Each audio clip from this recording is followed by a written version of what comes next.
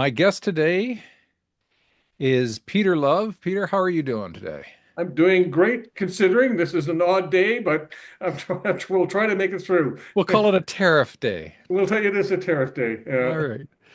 Peter, I'm just going to read through some of your biography here. You got your BA in Arts and Science at the U of T. You got your MBA at U of T, and we're on the Dean's list.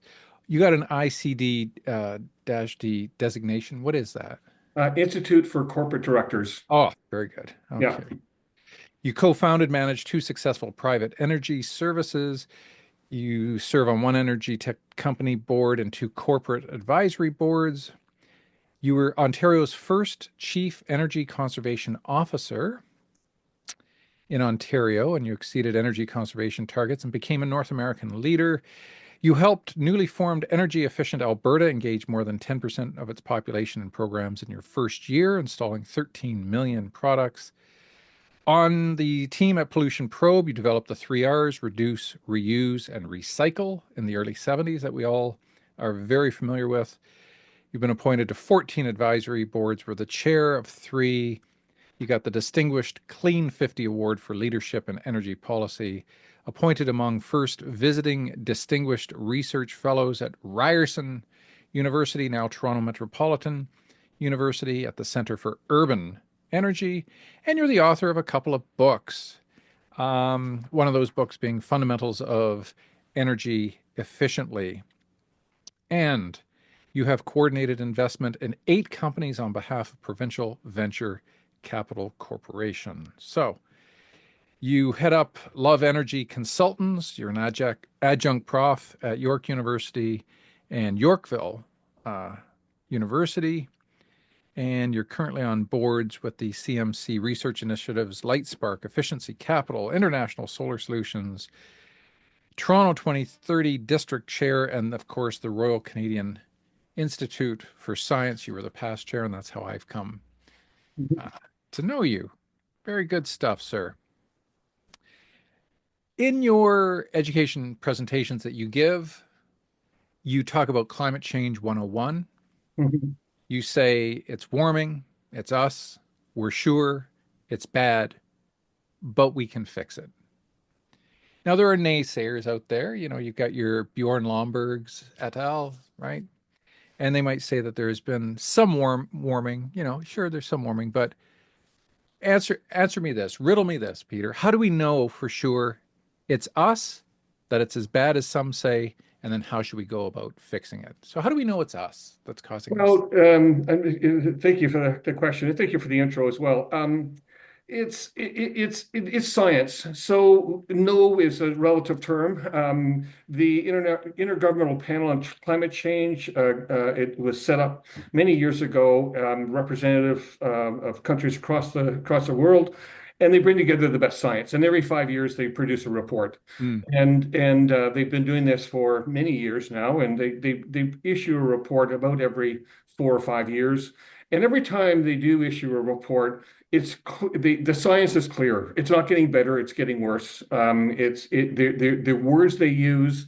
In terms of attributing where the warming is coming from are clearer. It's hmm more and more clearly that it's man-made.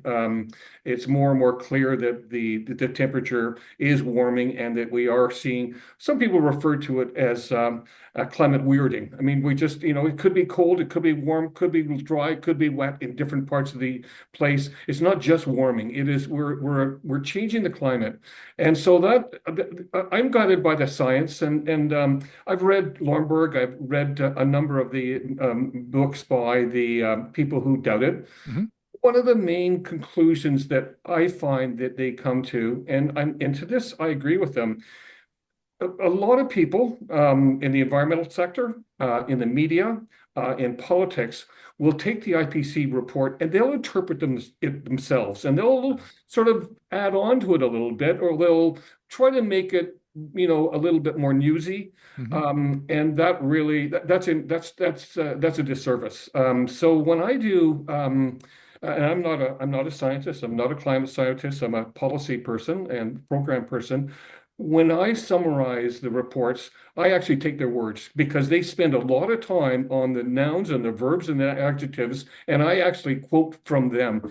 And interesting enough, I'm in a book club, and there's some people in that club, not surprisingly, who do doubt it because there are some around. Mhm. And when I do, and I keep them in mind. So when I do talk about the science, I refer specifically to the quotes from the IPCC report because it's Okay. not that hard to read. It's 25 pages. It's a summary for policymakers. So it actually is in English, and it doesn't have to be reinterpreted. So the science is clearer. And as you know, I don't have to tell you, science is not a definite thing. It's always evolving. The trend, though, is towards worse, not better. Mm. Hmm. And those who are involved in the scientific research are trusted within their field. They are peer reviewed, right? They go through the normal processes of scientific Oh yeah, rigor. yeah, yeah, Yeah. and others. One of the people who was a doubter was invited to join the panel, and come on, Oh, bring very your good. views in here. So it is science. They're looking for views from everyone. The other thing I'll just add about those five things, and another frustration I have with the environmental movement, which I come from, is that many people and scientists and the IPCC and Al Gore and David Suzuki, they'll focus on the first four because they're really scared. The scientists have seen the science, and if they're prepared to speak out about it, they're really concerned. So they focus on how bad it is. Mm. And I compare it to Martin Luther King. And in the 60s, he could have given a speech about how bad it was to be a Black person in the United States in 65 and 66. I mean, it was not a, it was far worse than it is now, but he did not tell us about his nightmare. He told us about his dream, and it Right. inspired a nation. So that fifth one there, I think is really important. It's what I focus on. So when I give those five, I say, now we're going to talk for 5 minutes about the first four, and I want to talk about for 55 minutes about the last one, about what we can do. Because if you can't leave people with a problem that's unsolvable, No, they'll no. they'll ignore you.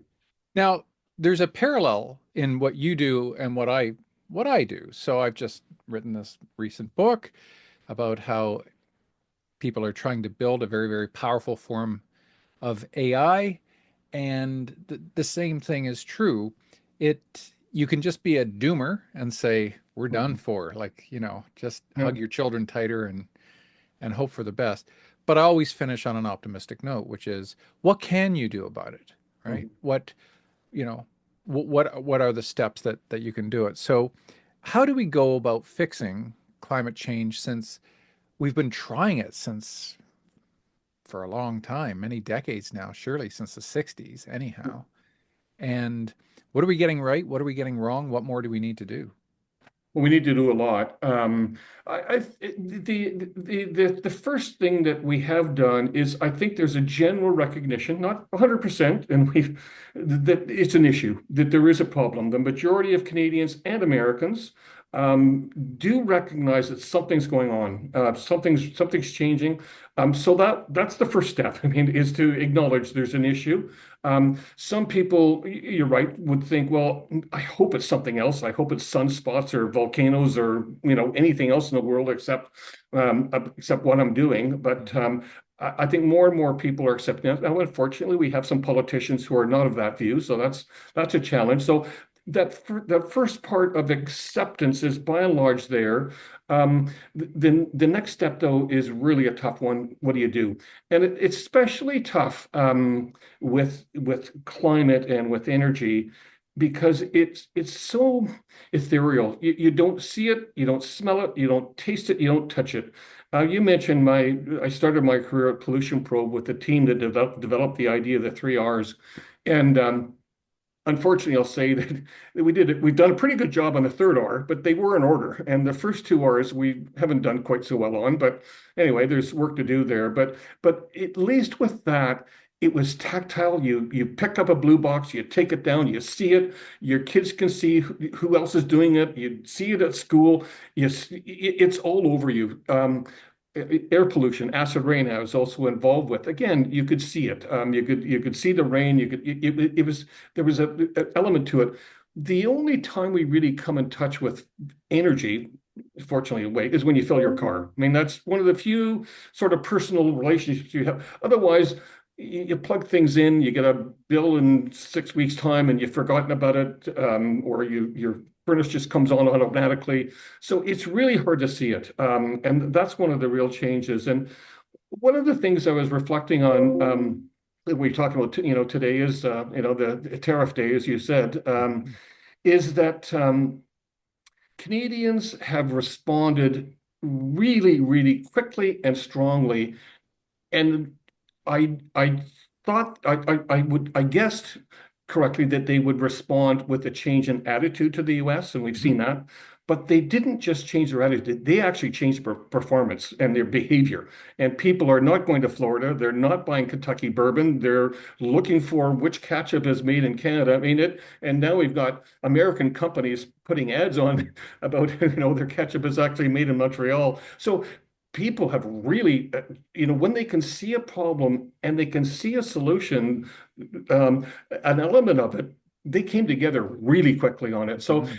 that gives me optimism that we know there's a problem, and people have some sense it's something to do with energy, but that's where I spend a lot of my time trying to make that relationship between the changing climate, energy, and what you can do about it. Right. No, that's the that's the feeling I'm getting when I'm going over your material. You provide a quote from the former Saudi Arabian oil minister. The Stone Age came to an end not because we had a lack of stones, and the oil and gas age will come to an end not because we have a lack of oil.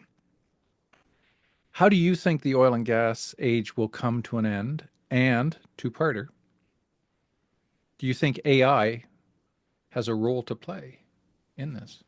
I think it has to come to an end. Mhm. The date is unclear. We do have to we do have to find alternatives, and we've got them. And you said what are the things we can do? One of the things that we've begun to do, partially for economic reasons, but partially just for environmental reasons, but partially for economic as well, is electrification, both of our building systems and our transportation systems. And we're all familiar with EV vehicles now, heat pumps. There's more and more of our energy is starting to be used in the form of electricity. And in many parts of Canada, at least, that electricity is quite clean. In Ontario, it is relatively carbon free. We've started to fire up a few more gas plants, which is concerning, but by and large, and Ontario is pretty green. Hmm. Alberta, Saskatchewan, Nova Scotia, New Brunswick, not so much, but we're in pretty good shape. So we do have an opportunity to really have an impact by going to electrification. But the part of this puzzle that I focus on, partially because not many other people do, is let's not assume that we have to use all this energy. Like, let's just not assume we're going to increase by 2 or 3% a year, and that's a given. So what do we Right. do? How do we actually reduce the amount of energy that we need as a society? Because that makes solving the problem much easier. And it's really similar to the three R's that we came up with. Before we have to deal with this garbage, let's try to reduce the amount that we have to Mm. deal with Mhm. first, and then we can tackle the problem. Let's tackle a smaller problem. Let's not assume the problem is going to be larger. So it's a piece that often gets ignored, especially technical people, engineers, accountants, politicians. They'll tend to focus on the bigger things and the things they can see, the big machine and a wind turbine and a solar collector and a nuclear plant. These are big things. You cut ribbons in front of them. You see what they are. What I'm talking about is in the walls, it's in the mechanical room, it's pretty geeky. It's something that is a little bit harder to see, but we are beginning to see it. I'm really pleased to see the focus on EVs. I'd like to see an equal focus on bikes and public transit, but and walking as an alternative. But people are at least having that conversation. No, that's good. That's good. Here's a question I always like to talk to people involved. Well, yeah. Yeah. You mentioned, I mean, just to finish, you mentioned about AI as well. Yeah, yeah, Um, AI. So let me just, it's one of the things I challenge the young people I speak to at universities is they're going to know a lot. I know very little about it. I have a son that works at Microsoft and he tries to keep me up to date on it. God love him. But I think the potential is a massive. One of the applications that I have looked at, it's again a little bit detailed, but people have looked at the opportunity for using AI in our transmission system. How do we send the electricity not to Mm, your home? This is like from a big generating plant to a big transformer station, from Niagara Falls to Toronto. We have these big lines. People are used to seeing these big towers. And it takes a lot of, and I used to work with the organization that was involved with this planning, the system planning, and it's automated, of course, but I think AI could have a huge role there. People have talked about savings in the billions in the US by using AI to better figure out where this electricity should be moving around, right. especially as we're getting more and more what we call prosumers. You're not just a consumer anymore. You're producing a little bit on your solar collector and you're consuming it. So you're a prosumer, and that could be a home or a business or an office or a hospital or a municipal building. So we're going to see more of that. That just adds complications to it. So the role of AI, I think, could be very, very large. It's not going to be me that's going to be involved with that, but I encourage young people to look into it. I'm sure there's going to be a huge potential. Yeah. Oh, I think so as well. Since we're on our way to phasing out petroleum products, and in the meantime, we're still using the stuff. What do you believe is the best way to transport it? Of all the ways, right? By rail, by vehicle, by boat, by pipeline. What is the best way, like overall, to the environment, to Yeah, people, to yeah, other animals and ecosystems? What's the best way to transport? Like, we got to ship this stuff. In Canada, yeah. we make a lot of money from it. Yeah, we do. Yeah, it's not an area of, I'll give a personal opinion because I'm not an expert in it, but Yeah. probably pipelines. I mean, it is by far the most cost effective, Right. um, relatively environmentally benign, Yep. like trucks I'm worried about. Shipping is good, but that doesn't really work internally in Canada. I mean, internationally it's good. The huge issue we have, of course, is well, two, but land and First Nations. A lot of these pipelines are going to go through other territories with treaties or some unceded territories, and that's a whole. And we've had challenges with that. And then you just get NIMBY. I just don't want it in my backyard. Yeah.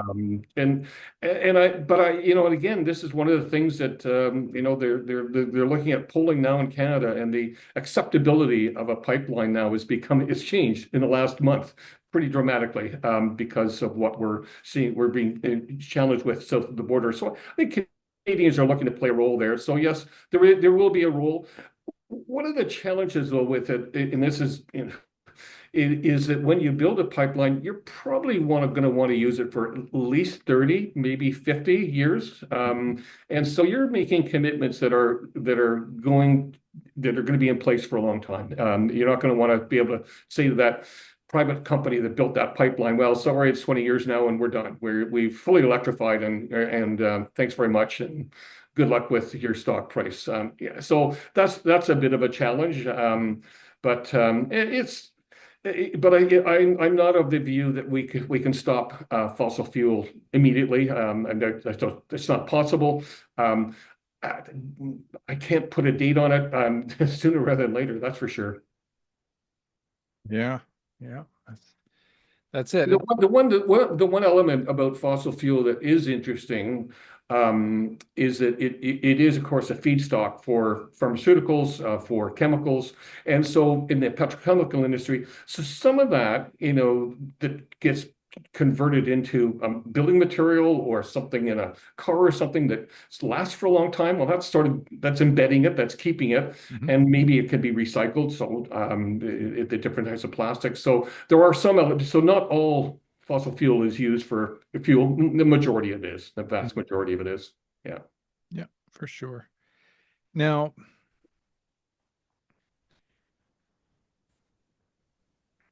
I'm very much interested in advancements in AI and the potential for alternatives involving energy. Mhm.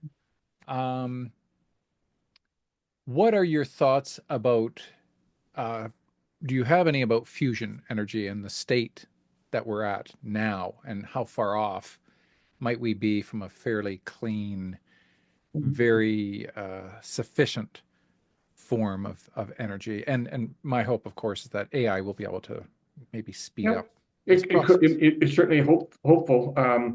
It's, the joke about fusion is it's been 40 years off for the last, No kidding. it's 60 years. No kidding. It's really hard to know. I mean, it is, I mean, the temperatures and the pressures involved are I astronomical. know. Just, it's I just, know. it's a huge difference. And trying to control that.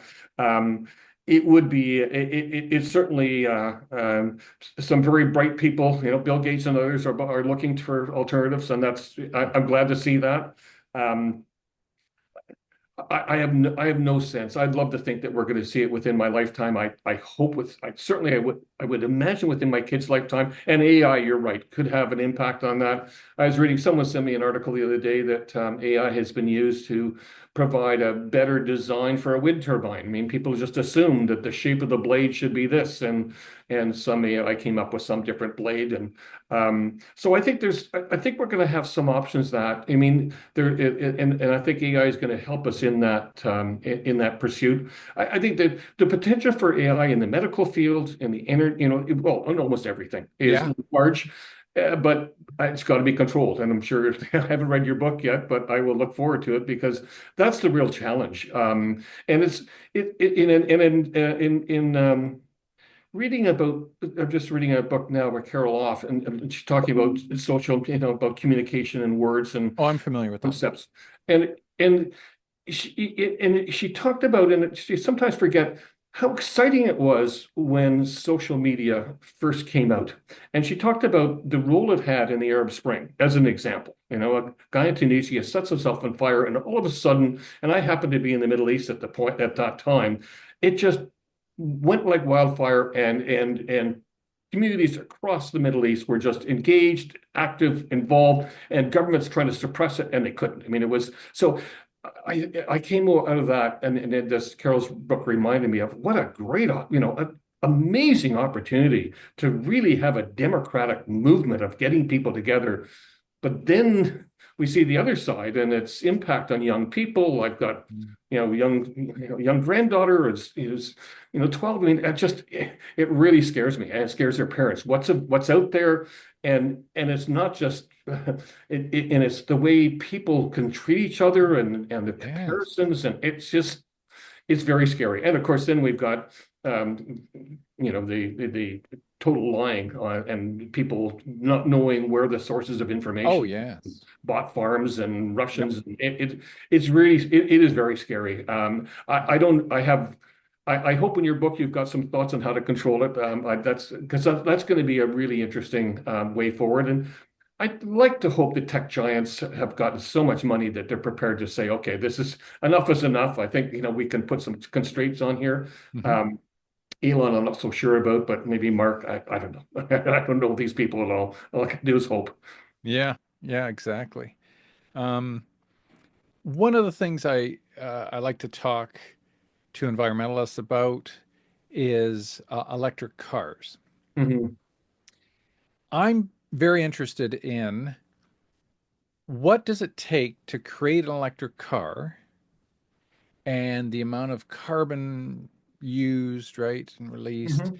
in getting those materials to create the car Yeah. and then using it for X number of years. At what point does it offset and does the car then become the greener way to go? There are some studies, I don't have them at hand, but there are studies. My guess would be, you were talking about it, it is an issue, Mhm. especially when the car is made in China, because Yeah. that steel is coming from coal, that electricity is probably coal fired, and it's being shipped, whatever, 6,000 miles by a freighter and then in a car. So, I mean, the footprint is high, but So that is there. The one that, and again, if there's some people at university are watching your podcast, I hope there are. A few years ago, I was teaching a fourth year course, and I assigned students a term paper, and some of them were searching around, and I had a guest speaker from California, and we were talking about refrigerators. We were talking about energy efficient refrigerators, and acknowledging they come from China. And one of the students asked, this expert from California, well, what's the break even? Like, Yep. I got a 10-year-old fridge, it's inefficient. I buy this new one, it comes from China.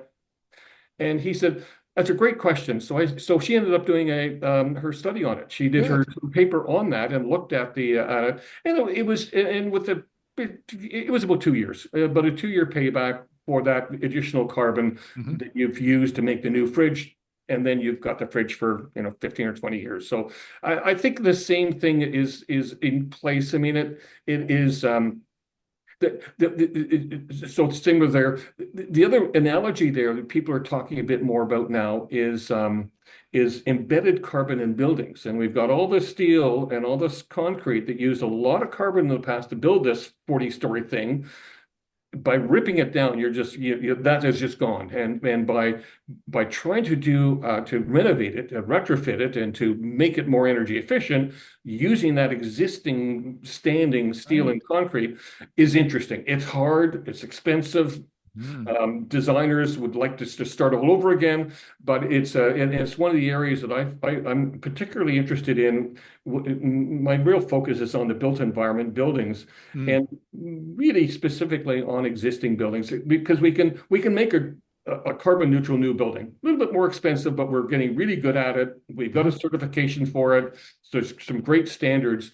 It is much more difficult because and I think the number is about 70% of the buildings in 2050 have already been built. I mean, so we can start building new ones. That's great. We're going to have to do something with existing buildings, and that's both houses, Right. office buildings, industry, factories, warehouses, the whole bit. So that retrofit business is a really interesting one.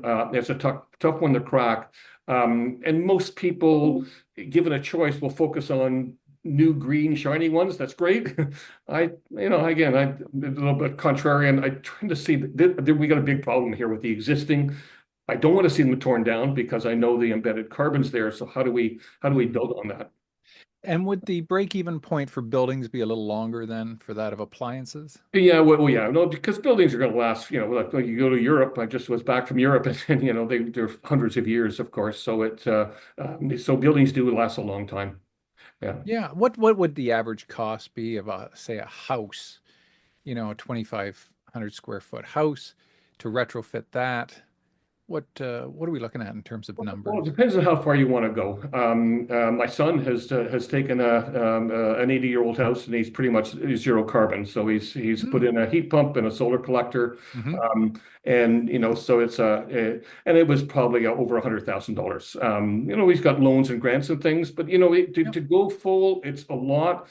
But I don't want I want to give a message to people to your listeners. You don't have to do it all at once. Mm. Start your journey. Start with something that's simpler. Start with something that my son had been doing a bunch of stuff beforehand. So start with something you can handle, you can afford, and then be on a progress. It's sort of continuous improvement. It's not just a one-shot thing. Yeah. Okay. We mentioned tariffs. We know people tend to vote with their pocketbooks, that money is always, the economy is the central issue with any uh, uh, political race or who people want to vote for. How well um, will conservation contributions help contribute to what you call the three E's of employment, economics, and environmental benefits? Well, a group in Paris, the International Energy Agency, thinks that a broad definition of efficiency and conservation, including new technology, fuel substitution, like fuel cells and heat pumps and electric vehicles, it could represent about 50% of our target. It's very large. Industry alone, the potential for improving energy efficiency is very, very large. I mean, industry has been doing some things, and there's a large potential going forward. Report from Canada talked about just the technology side of efficiency representing about 25% of Canada's 2030 target. So it's meaningful. It's a meaningful bit. It's not all of it, absolutely. I mean, but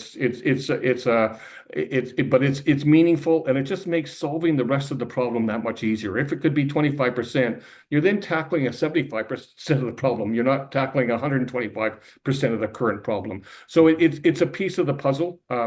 But to me, it's a very important one, and it tends to be, it's almost always cost effective. I mean, the paybacks are very, very quick, much quicker than generation. Trying to build new generation plants, the payback is very, very long and very expensive too, per kilowatt or per BTU basis and kilojoule basis. Mm. I like talking to people involved with energy and the environment, conservation, and so on. And I like to pick their brain uh, by just mentioning one concept to them and hearing what their reaction is. Okay. Nuclear power. Hmm. Yeah. Should we be doing more of it, less of it, get rid of it altogether? It's an issue that I've been grappling with for many years Hmm. and continue to grapple. So it's not a one or a zero. Um, when I joined the government agency, I was surrounded by engineers who were absolutely pro-nuclear, and our organization was involved with energy planning. So I fortunately was never. I was prepared to be grilled on it. I never was. I would just be able to pivot to say, well, I've got a big problem on my own here. I'm going to focus on conservation. But it is interesting. I have evolved. I'm more supportive of it than I have been. I still have lingering concerns. It tends to be too big to fail. Our experience in Ontario with nuclear builds has been, in the past, really bad. The most recent refurbishing of Darlington seemed to be in much better shape. That's great. It's uninsurable. No private company would write an insurance policy. They don't. So we as a public, we as of the ratepayers and the voters of Ontario and taxpayers, we're on the hook for it. If anything happens, it rests on us. There's no insurance company that's going to come in. The waste, I think, could be handled. I'm not as concerned about the proliferation. Especially our CANDO system. It doesn't end up with some of the highly radioactive pieces that components others do. So I'm interested in the SMRs, the small modular reactors. I think I'm interested to see whether that can actually be built Okay. on something that would be close to cost effective. I hope it can be. The idea, I mean, one of the things that I think has happened with the nuclear builds is they tend to be sold. It's such a large project, and you don't build many of them. So you're almost, you've got a whole new crew. They've never done one before, and things happen, and it gets Mm. delayed, and it gets expensive. Hmm. Um, the idea of an SMR, of being able to build it components in a factory, you make it whatever, one a day or whatever it is, and ship them out. It should be effective. But and we was we still will see some large new plants going in. Certainly, there's some environmentalists that are absolutely convinced that we should never build another reactor. Very few people are talking about dismantling existing reactors. The debate is about over new builds Hmm. and also refurbishing. Now, Ontario, as I said, just went through what looks like a pretty successful refurbishing Yeah. of the Darlington, which Yeah. I'm very encouraged. It's been on budget and on target, so that's great. I'm pleased to see that, and I hope that, and as I talk about our future being decarbonization, well, what do you do? Well, then you're going to have to rely on electricity, and Yeah. I think nuclear can play a role. And Bill Gates is a huge fan of the small modular Yeah. reactors as well. I don't know if you're aware of this. He's looking to refire up 3 Mile Island to Yeah, yeah, for his for a AI stuff. Microsoft facility. I don't think even Bill Gates, well, yeah, it's Microsoft are Yeah. going to refurbish it and get it, which is interesting. I mean, you talk. I mean, that's the other piece of AI is the data requirements Mhm. for these new AI systems are massive. Yeah, they're currently using 4% of the US grid. So Yeah, exactly, and it's going that's to to go up to 6% next year, right? Exactly. I mean, and it'll go further from that. So this Yeah. is why that's a really interesting move on their part to see, to actually make sure they've got that reliable power right next Yep. to Yep. their AI facility.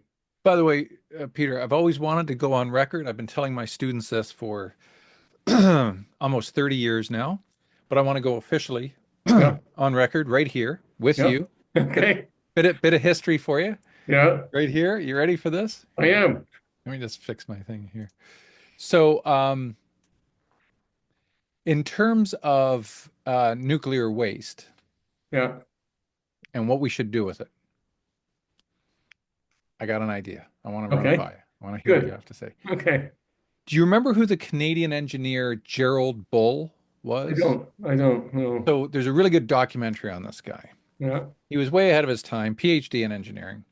He was able to build these enormous guns that could shoot satellites into space without requiring any rocket fuel Wow. whatsoever. Yeah. And it caught on, and a number of countries were interested. Israel was interested, but there Hmm. was some Middle East interests as well.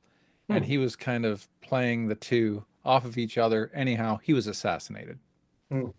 Um, certain countries didn't like him playing with Yeah. their enemies, and anyhow, why can't we build these types of guns that are fully capable of shooting satellites out of our orbits if we want? Hmm. Get these things set up over the ocean, use the rotation of the Earth to our advantage, get our best engineers in the country to devise and invent, use AI if necessary, containers which, if they were to fall from the sky at 30,000 feet and hit concrete, would never break open, Hmm. and just load up our nuclear waste into these things and fire them into the sun. Ooh, well, I'm honored to be hearing it first. Yeah. Uh, yeah. Oh, boy. Um, I guess, yeah, it's interesting. Yeah. I mean, How about you just say it's theoretically possible? but theoretically possible. I mean, the idea of storing this stuff in a stable, non earthquake zone, Yep. Now Like the it's got to Canadian be Shield. thousands of years. It's thousands of years. But I mean, one of the so that's one possibility. One of the a few of the different types of SMR designs, and including the French version of their breeder reactor, was actually able to use waste Yes. from another and use it as an input. So some of the SMRs are looking to do that. Um, we saw a presentation, someone was talking about that, and they talked about the post-uranics. After uranium, this is all stuff that's coming out of reactors. That's the really nasty stuff, stays for a long, long time. Mm. That if you could use that stuff in a reactor, the actual to bring the rest of the material down to the level of radioactivity that is in the original ore in northern Saskatchewan is like 100 years. So we're not talking thousands or hundreds of thousands anymore. Yeah. Now, that's not the case with the current ones. The current waste will still have long half-lives, but if you could have a reactor design that can use some of those post-uranics, then what's left, the actual concrete, the steel, the tubes, it's not quite so bad. Yeah. But it is an issue, and one that I think is within our ability to handle. Mhm.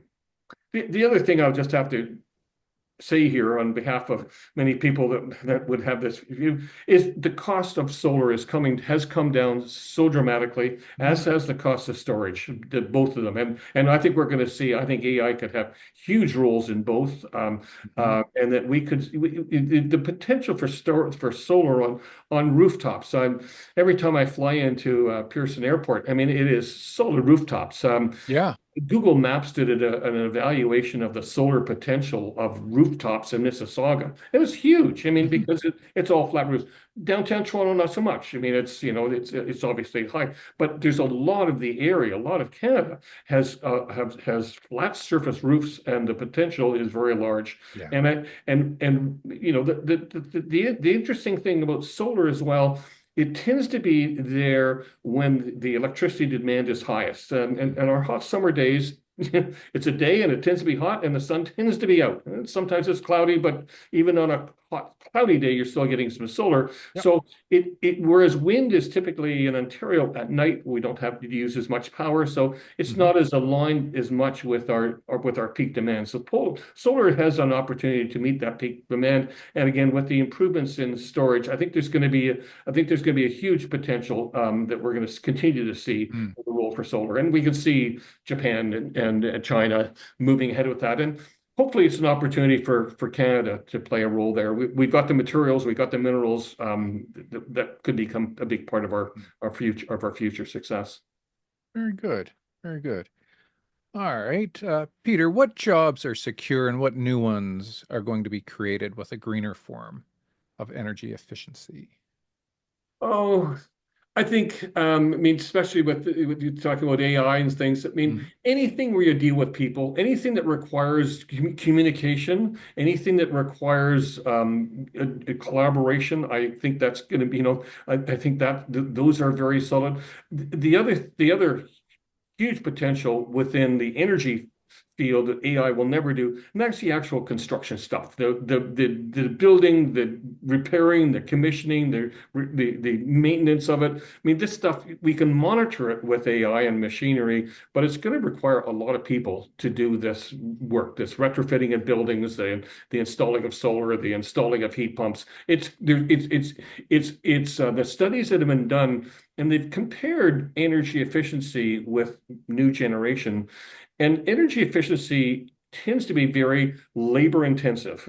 In some of the equipment might be made in Mexico or China or Vietnam, but most of the labor is very, very local. So when there's a hospital that has been retrofitted in North Bay, most of the labor for that project is within 50 miles of North Bay because people are not traveling in from China. They're not coming in from Toronto. They live in North Bay, the people that are actually doing the work there. So when I was out seeing these sort of facilities across Ontario, you talk to a mayor and he would say, "Yeah, I know Joe's just hired two more people, and because these are local contractors that do this work that wasn't done before. This is new work that needs to be done." So the potential for new employment in energy efficiency is very, very large because it is quite labor intensive. Whereas oil sands, a lot of the money for an oil sand goes into capital. I mean, yes, there's Yeah. some people up there, but it's hugely capital intensive. Mm.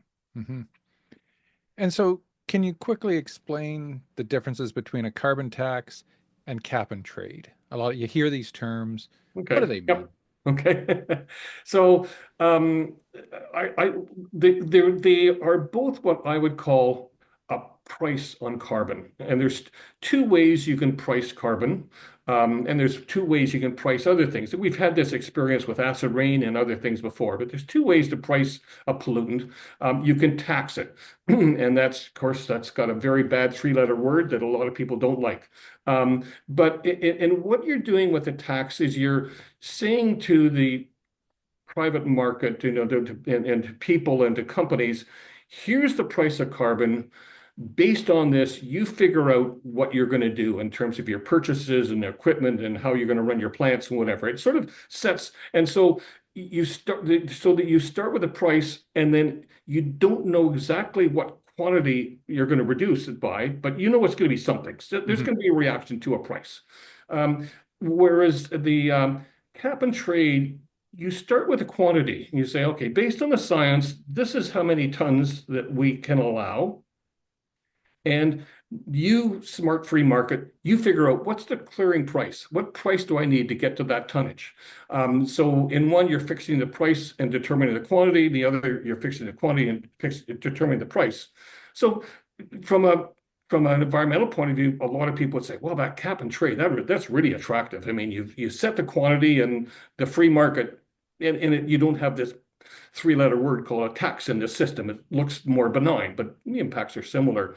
The real and this was hugely successful. People may remember with acid rain, and there was a cap on sulfur dioxide emissions. Yep. The industry, said it was going to be the end of the world, and it wasn't. It just wasn't. It was effective, and because the technology was there. But the real trouble is that when you start with a quantity for Canada, Hmm. then you say, well, Alberta, you're this much, and Ontario this much. Well, you're going to have a fight over that. And then you say, well, industry, you're this much, you're going to have a fight over that. Then you say the steel industry, you're this much of industry. Oh, well, I've done this and I've done that. And then you say to Vale or to Dofasco, well, you're this much. So you've got endless fights, and people know people, and it's a fight. And people are going to, I've done this and I've done it, and you should look at Joe. It's tough. So the part of the attractive part of the tax is that you don't have all those fights. You're setting a price and people react to it. Um, the interesting thing, we actually have two carbon tax systems in Canada right now. One we're going to get rid of, the consumer one that everyone's talked about, but there's another output-based one that is based on industry, that it is paid by industry. So we do end up, and it's sending a signal to cement companies and oil companies and to aluminum companies saying, this is what you should make your decisions on, the price of carbon. So they are making their internal investment decisions based on that price, and that gets incorporated into their system. It's been found to be more effective than the public carbon tax. It's found to be more or less expensive. And interesting enough, it's not one that I'm sure Mr. Polyev and his policy people know of it. They haven't talked about it. I think they're going to leave it alone. I think Mark Carney wants I think he wants to build on it. It's a little bit vague, but I think that's his plan. So Okay. those are the two systems. So they're both a way to price a pollutant. One is through a tax, and the other is through a cap and trade. Very good. Very good. So then, Peter, what would you suggest that the average person can do, like Troy and I? What can we do to contribute to a more sustainable future? We're just two people. So Yeah. what good are we? We're not industry. Yeah, I think there's a few things. Hmm. Um, well, actually, I'll give you three things. Okay. Came up when I used to be with the government agency. I did speaking. People would say, "Give me a list, Peter. I'm really good. Give me a really big list." I think I've done a few of them, and I was reluctant to do a list because I'm a big believer in continuous improvement. But I will give you three things, and I'll Sure. give your listeners three things, and they're not easy. The first is to think. And I think if people will take the time to think about energy in their lives, they will figure it out. I mean, there's all sorts of information. A lot of it is really good. So the first really difficult step is to think about this thing you don't see, you don't smell, you don't taste, thinking about it. Um, the second is to believe that when you do something, it's going to have an impact. And it's really easy to, again, well, China's doing this, and we got Trump, and we got all this other crap going on, but we really can have an impact. And in Ontario with the Blue Box program, we really had an impact. And I was fortunate enough to be early on in the stage and young, and I had a beard and long hair, and people. You're a hippie.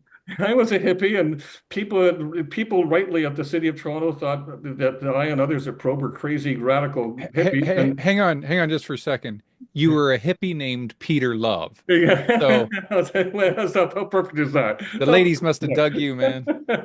yeah, but and we finally went to the politicians, and they basically said to us, okay, you've gone political, it won't work, we know that, like, but we're just going to show you guys how stupid you are, and it took off. It absolutely took off, and for a lot of reasons. But so think believe, and the third one is to act. I mean, this is not going to be solved by governments. Some governments are going to stand in the way. So we need to do something. And it's just a matter of, your personal habit, your day-to-day habits, purchasing decisions, how you move around, what you eat, what you think. The other, and also I would include in that acting, talking to people. If I really encourage people to open a dialogue, Mm. and not just with believers. Talk to some of the deniers out there, understand them. Great book by Catherine Hayhoe, a Canadian that is on CBC quite a bit. Yep. And she talks about the importance listening, of listening to those people before you go on your rant about how they're taking the world down a hole. Listen to them about what gets them going. Mm. Hunt, fish, kids, grandchildren, cottagers in the lake, cottagers in the country, hike in the mountains. What is it that they really um, aspire to and is an important part of their life? And Mm. listen to that. And then you can talk about that, something that is of interest. Oh, have you noticed differences in fish? Oh my God, when I was a kid, we used to do this and that, Yeah. whatever. Hunting, whether a skier, oh my gosh, yeah, the runs are closing 2 weeks earlier. If we and the other magic word she says, especially in the States, is do not use the words climate change. As soon as you say those two words, you're a Democrat.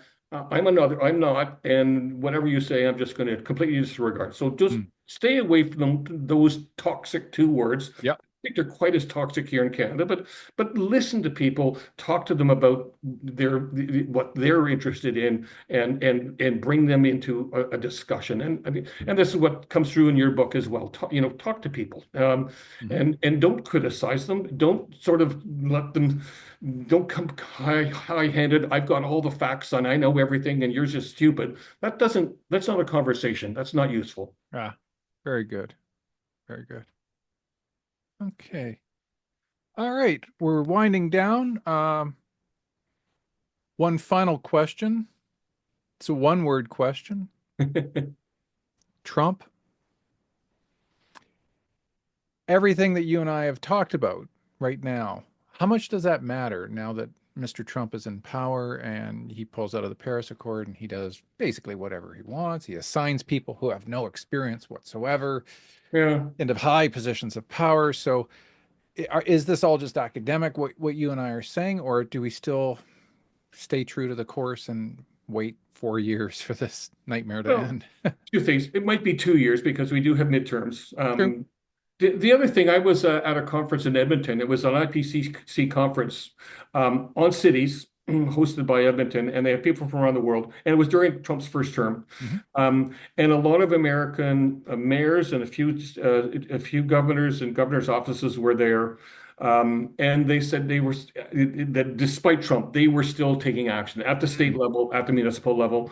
Um, so I think there's still a lot that can be done. I mean, Hazel McCallion, I'm not sure how broad your reach of your podcast is, but you know her, and very famous mayor in Mississauga beside Toronto. She had a great expression. I remember hearing her say once that in Canada, the federal government have the money, the provinces have the power, and the cities have the problems.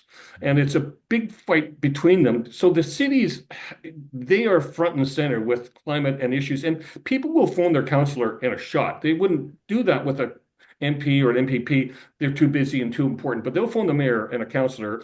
So Yeah. they tend to be really close to what's going on, and they're very interested. And as you know, many in Canada have declared climate emergencies. I work with an organization at Peel Region, doing some stuff in downtown Toronto at the very local level. So I think the challenge is you don't have money. So Yeah. we need to figure it out, and they don't really have as much of the power as they need. So, but I am encouraged that there are enough people around that are thinking about this, are talking about this. Um, I see politics as a pendulum. Maybe the U.S. swung too far to the left, and now it's payback. Yeah. I don't believe in astrology, but I'm a Libra. I like to be nice and balanced, and I don't. These swings are very very disruptive in policy, and Mm. We've had periods where we didn't have those large swings. We're just going through one right now, and it's hard to live through. But it is going to be difficult. I mean, partially our I haven't seen what the our currency rate is yet, but I'm sure our currency is going to go down, and that's going to make our exports to the U.S. a bit less expensive. So that's going to counter some of that Hmm. tariff. I think it's going to be interesting. I think many of the people I talk to are going out of their way not to buy American, Yeah. and that's gonna have an impact on tourism and on purchases, on agriculture, on all sorts of things. So Mhm. I hope this is going to come back and bite them, but. It's gonna be a tough few months. Absolutely, it could be a tough 2 years, and hopefully we'll get a change in the Congress in 2 years' time. But it's hard to count. Yeah. Yeah, we'll just have to wait and see. But listen, it's been a pleasure talking to you. Great. I want to thank you for being a guest today on our podcast. I look forward to speaking to you more about this in the Thank you future. very much, and I really enjoyed your last book, and I'll look forward to the next one, and we'll keep in touch. Thank you very much.